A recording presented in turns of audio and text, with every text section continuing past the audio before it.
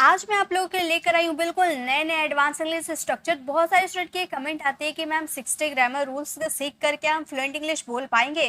तो गाइस बिल्कुल नहीं, मैं ऐसा बिल्कुल भी नहीं कहने वाली हूँ कि सिर्फ ग्रामर रूल्स को पढ़कर आप फ्लुएंट इंग्लिश बोल पाओगे। फ्लुएंट इंग्लिश बोलनी है तो जैसे आपने अपना सारे एफर्ट्स ग्रामर सीखने में लगाए, उतना एफर्ट्स आपको एडवांस इंग्लिश स्ट्रक्चर सीखने में भी लगाना पड़ेगा। क्योंकि अगर आपने कई बार मूवीज देखा होगा या फिर किसी फ्लुएंट इंग्लिश स्पीकर को बोलते हुए सुना होगा, तो आप लोगों को पता होगा वो लोग अलग ही अलग फ्रेजेस का यूज करते हैं, अलग स्ट्रक्चर का यूज करते हैं, जिनसे उनकी इंग्लिश काफी फ्लुएंट साउंड करती है। तो आपको भी फ्लुएंटली इंग्लिश बोलनी है तो आपको एडवांस इंग्लिश स्ट्रक्चर, छोटे छोटे फ्रेजेस को सीखना पड़ेगा, जिससे आप भी फ्लुएंट इंग्लिश बोल पाए। तो आज बिल्कुल नए नए एडवांस इंग्लिश स्ट्रक्चर लेकर आई हूँ, जिसे हम अपने डेली लाइफ में अगर यूज करते हैं तो काफी फ्लुएंसी आएगी हमारी इंग्लिश में। फर्स्ट है, देखिए ऐसे आप बहुत सारे सेंटेंसेस बोलते होंगे ना, मैं गिरते गिरते बचा, वे मरते मरते बचे, वे डूबते डूबते बचा, या फिर मना मत कर देना। मत कर देना तो हम लगता है कि हम डोंट का यूज कर देंगे, ये सेंटेंसेस बहुत ही ईजी बन जाएंगे। लेकिन मैं इसे कैसे एडवांस तरीके से ऐसे सेंटेंसेस को बनाने हैं वो आपको बताने वाली हूँ। वैसे ही मुझे जगह जगह धक्के खाने पड़ेंगे, यानी कि जगह जगह धक्के खाना, जगह जगह, या फिर मारे मारे फिरना, ऐसा वाले सेंटेंसेस को कैसे हम अपनी डेली कॉन्वर्सेशन में यूज कर पाएंगे वो देखिए। तो सबसे पहले हम बात करेंगे करते करते बचा। बहुत सारे सेंटेंसेस बोलते हैं ना जिनमें हमारे लगता है करते करते बचा, जैसे मैं गिरते गिरते बचा, वह फिसलते फिसलते बचा, है ना। तो इसके लिए हम स्ट्रक्चर क्या यूज करेंगे, सबसे पहले आप सब्जेक्ट यूज करोगे, देन आप ऑलमोस्ट का यूज करना और V1 यूज कर देना। ये आपका एक फर्स्ट स्ट्रक्चर है। या तो आप ये स्ट्रक्चर को फॉलो करके अपने सेंटेंसेस को बना सकते हो, या तो आपके पास दूसरा विकल्प भी है, आप subject then was were then saved from V4। यहाँ पे वॉज वर आपको लगाने, क्योंकि ये सेंटेंसेस आपका पास्ट में शो करेगा, ठीक है। बचा, गिरते गिरते बचा, यानी कि कोई काम करते करते बचे, यानी कि वो पास्ट एक्शन शो करता है, इसलिए वॉज वर यूज करेंगे। और वर्ब का सेकंड फॉर्म सेव्ड यूज करेंगे। ये हमेशा आपको यूज करना होगा अगर आप इस स्ट्रक्चर को फॉलो करते हो। सेव्ड आपको यूज करना होगा बचा के सेंस में। देन फ्रॉम आप यूज करोगे, और फ्रॉम हमारा प्रीपोजिशन है, इसलिए वर्ब का फोर्थ फॉर्म आएगा, ठीक है। जैसे सेंटेंसेस देखिए, मैं गिरते गिरते बचा। अगर आप फर्स्ट स्ट्रक्चर को फॉलो करते हो तो आप बोलोगे आई ऑलमोस्ट फेल, यानी कि मैं लगभग गिर ही चुका था लेकिन बच गया। लगभग गिर ही चुका था यानी कि मैं गिरते गिरते बचा। या फिर आप बोल सकते हो I was saved from falling, यानी कि आपका क्या, फॉल आपका वर्ब का फर्स्ट फॉर्म है, इसका सेकेंड फॉर्म क्या है, फेल, थर्ड फॉर्म क्या है, फॉलन, एंड फोर्थ फॉर्म क्या है, फॉलिंग, ठीक है। तो हम लोगों ने यहाँ पर फॉलिंग का यूज़ किया क्योंकि फ्रॉम प्रीपोजिशन है, इसके बाद V4 यूज़ किया, ठीक है। तो दोनों में से आप कोई सा भी स्ट्रक्चर को फॉलो करो, आपका सेंटेंसेस वही रहेगा, ठीक है। नेक्स्ट देखिए, वे मरते मरते बचा। कैसे बोलेंगे, हम बोलेंगे वे यानी कि दे ऑलमोस्ट डाइड, मतलब लगभग मर ही चुका था, मरते मरते बच गया। वो इतनी उसकी तबीयत खराब थी कि मरते मरते बचा, ऐसे हम बोलते हैं ना। तो दे ऑलमोस्ट डाइड, या फिर दे वॉज सेव्ड फ्रॉम डाइंग, ठीक है। ये आप खुद बनाना, ये सेकेंड स्ट्रक्चर को आप खुद बनाना, मुझे कमेंट में जरूर चेक कराना, ठीक है। नेक्स्ट देखिए, वह डूबते डूबते बचा। चलिए हम सेकेंड स्ट्रक्चर को फॉलो करते हैं। वह डूबते डूबते बचा, यानी कि ही, और ही के साथ वॉज लगाते हैं। He was saved from droning, मतलब वह डूबते डूबते बचा, ठीक है।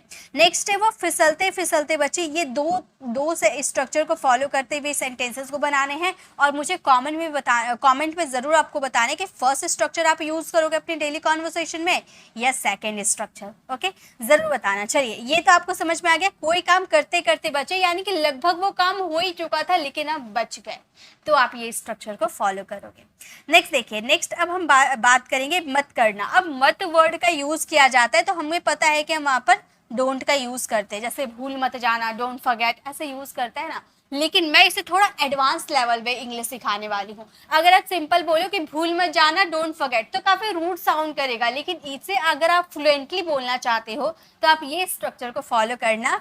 Make sure subject don't and verb, जैसे कि मना मत कर देना, ठीक है। आपने कोई प्रपोजल रखा और आप बोल रहे मना मत कर देना, तो आप इसे फ्रेंडली बोल सकते हो, make sure you don't deny. वैसे गिरा मत देना, तो आप क्या बोलोगे, आप बोलना make sure you don't spill spill, मतलब कोई ऑयल है या मिल्क है उसे आप बोलो गिरा मत देना, make sure you don't spill. Okay, फाड़ मत देना तो आप क्या बोलोगे, आप बोलोगे make sure you don't tear, you don't tear, मतलब फाड़ मत देना। आप सिंपली ऐसे बोल सकते हो फाड़ मत देना, डोंट टेयर, आप इतना यूज़ कर सकते हो। लेकिन मैंने क्या बोला, ये तो आप यूज़ कर सकते हो, लेकिन अगर ये काफ़ी रूड साउंड करेगा, ये काफ़ी बेसिक से साउंड करता है। अगर फ्लुएंसी लानी इंग्लिश में, फ्लुएंट इंग्लिश बोलना है तो आप पूरा यूज़ करो, देखिए काफ़ी एडवांस साउंड करोगे।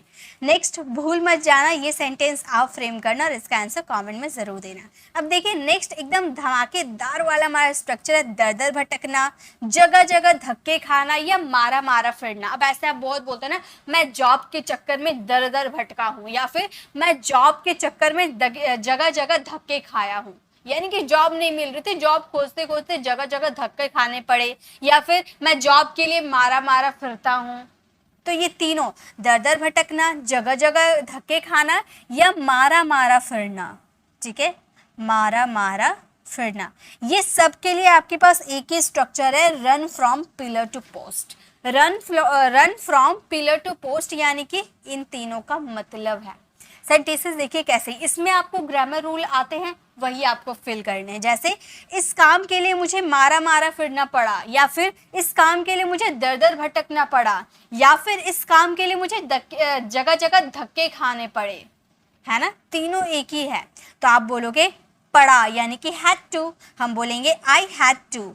यहाँ पर आपका रन आपका वर्ब है, run from pillar to post. यहाँ पर हैड टू के बाद आपने V1 का यूज़ किया, रन हमारा V1 है। ये आपके सब्जेक्ट और टेंस के अकॉर्डिंग चेंज हो सकते हैं, ठीक है। उसके बाद from pillar to post from this work, यानी कि इस काम के लिए मुझे मारा मारा फिरना पड़ा। वैसे ही मैं जगह जगह धक्के नहीं खाऊंगा, या फिर मैं दर दर नहीं भटकूंगा, या फिर मैं मारा मारा नहीं फिरूंगा, ठीक है। तो आप ये सेंटेंसेस को बोल सकते हो, I will not run from pillar to post, pillar to post, ठीक है। तो run from pillar to post यानी कि दर दर भटकना, जगह जगह धक्के खाना या मारा मारा फिरना। अब तुम्हें जगह जगह धक्के खाने पड़ेंगे, तुमने अपना जॉब खो दिया, अब तुम्हें जगह जगह धक्के खाने पड़ेंगे। तो हम बोलेंगे now you will have to, now we will have to run from pillar to post, pillar to, मतलब अब तुम्हें जगह जगह धक्के खाने पड़ेंगे। Now you will have to run from pillar to post. हम पिछले साल जगह जगह धक्के खा रहे हैं, पिछले साल से जगह जगह धक्के खा रहे। तो ये सेंटेंस आप फ्रेम करना, इसका आंसर कमेंट में देना। ये एक्चुअली हमारा प्रेजेंट परफेक्ट कॉन्टिन्यूअस टेंस है, यानी कि has have been plus verb का फोर्थ फॉर्म। तो इसे आप फ्रेम करना, इसका आंसर कॉमेंट में देना। चलिए आगे देखते हैं, नेक्स्ट देखते हैं। नेक्स्ट है फर्क नहीं पड़ता। आप ऐसे बोलते हो ना, तुम कुछ भी करो मुझे फ़र्क नहीं पड़ता, मुझे उससे फ़र्क नहीं पड़ता, मुझे उसकी बहन से कोई फ़र्क नहीं पड़ता। तो फ़र्क नहीं पड़ता यानी कि इसके लिए हम बोलेंगे it makes objective case no odd. Okay, जैसे मुझे फ़र्क नहीं पड़ता, it makes me no odd.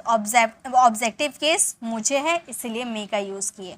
हमें फ़र्क नहीं पड़ता तो हम क्या बोलेंगे, हम बोलेंगे इट मेक्स हमें यानी कि us no odd, it makes us no odd।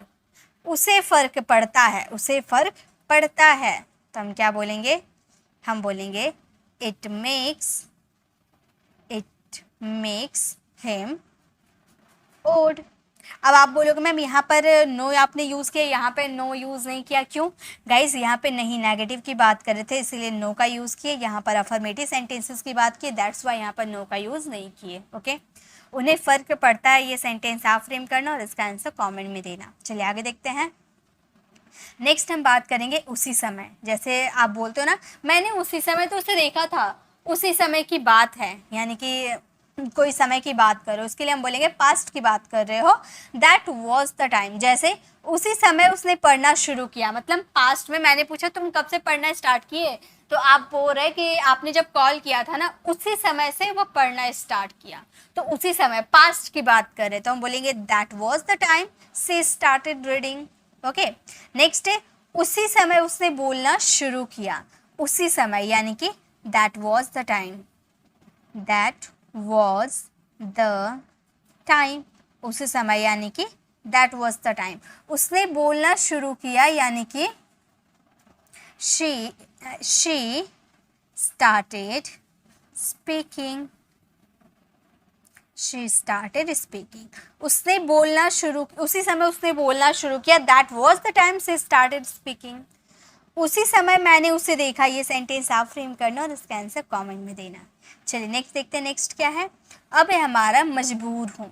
अब बहुत सारा ऐसे सेंटेंसेस बोलते हो ना कि मैं ये काम करने के लिए मजबूर हूँ, या फिर मैं उससे बात करने के लिए मजबूर हूँ, या फिर मैं उसके काम करने के लिए मजबूर हूँ, मेरे पास कोई ऑप्शन नहीं है, मैं मजबूर हूँ। ओके, तो आप इसके लिए यूज़ करोगे सब्जेक्ट, देन आप इज एम आर, अगर प्रेजेंट की बात करोगे, पास्ट की बात करोगे तो was were plus compelled to. ये मजबूर हूँ यानी कि कंपेल्ड टू, वर्ब का first form object. Okay, to है इसलिए वर्ब का फर्स्ट फॉर्म का यूज किए। जैसे मैं उससे बात करने के लिए मजबूर हूँ, I am compelled to talk to him.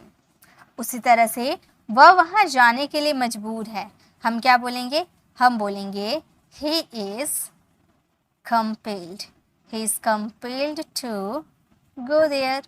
वह वहाँ जाने के लिए मजबूर है, he is compelled to go there. वह तुम्हारी मदद करने के लिए मजबूर है, ये सेंटेंस आप फ्रेम करना और इसका आंसर कमेंट में देना। चलिए आगे देखते हैं नेक्स्ट क्या है। अब हम बात करेंगे मेरी मजबूरी है।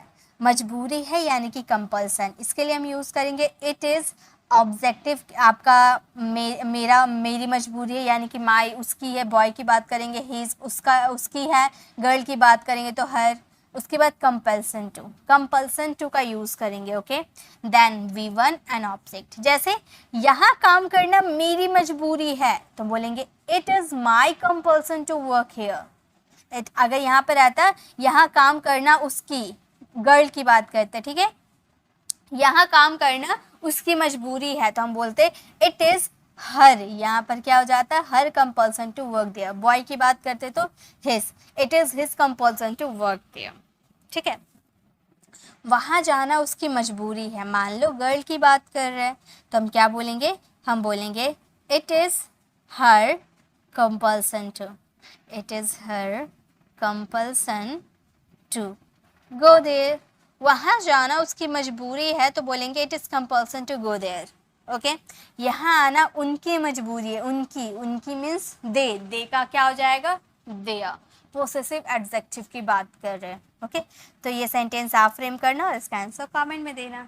आगे देखते हैं, लास्ट है हमारा तो दूर की बात है। जैसे इंग्लिश तो दूर की बात है, उसे हिंदी भी बोलने नहीं आती, या फिर अच्छा होना तो दूर की बात है, वह बड़ों के साथ, छोटों के साथ बात करना तो दूर की बात है, वह अच्छों के साथ भी बात नहीं करता। ठीक है, तो दूर की बात है, इसके लिए हम यूज करेंगे नॉट टू स्पीक ऑफ।